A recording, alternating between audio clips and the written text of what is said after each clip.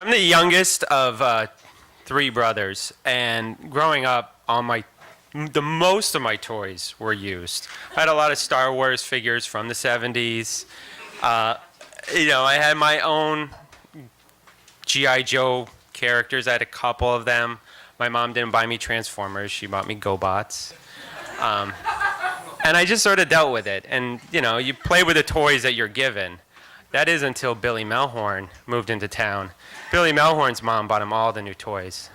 He had all the new Transformers. She bought him toys on a Tuesday for no reason at all. And I was happy to have a friend, but when you're an 8-year-old and your new friend has all the new toys, it really, you're living the dream. And so I would go over his house and I'd play with all of his toys. It did ruin the experience of my own toys just a little bit, but I knew I always had Billy, and I told my older brother, who was a 10-year-old, I said, this new kid Billy he has great toys, you got to come over. So my brother Robert comes over to Billy's house, and we're all playing with a toy. I mean, he had a Transformer that was this high. That's like a $90 toy. And so we're playing with the toys, and we leave Billy's house, and I'm like, hey, Robert, weren't those toys great? And he's like, yeah, they were. Check them out. He had stolen like 3 G.I. Joe guys. And Billy Melhorn is not going to know 3 G.I. Joe guys are missing from the hundreds that he has. And I was a kid that didn't like to get into trouble. I knew stealing was a major wrong thing to do. But I wasn't stealing. My brother was. And, I play with the toys I'm given. So over the weeks, my brother Robert is coming over to Billy's house, and he's good for about 25 minutes, and he's like, I got to go home. And he would wrap him in his T-shirt, almost like a kangaroo. And so it was really fun to be like, what'd you steal?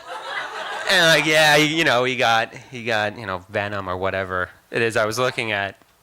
And so this would go on, and then one day we got out of Billy's house, and I go, so what'd you steal? And he's like, oh, I got this. He lifts up his shirt, and he's got some pictures of naked women. And apparently my brother, he went into the bathroom at Billy Melhorn's house and found Mr. Melhorn's collection of Playboys. And the G.I. Joe guys just weren't good enough anymore. And stealing is a misdemeanor.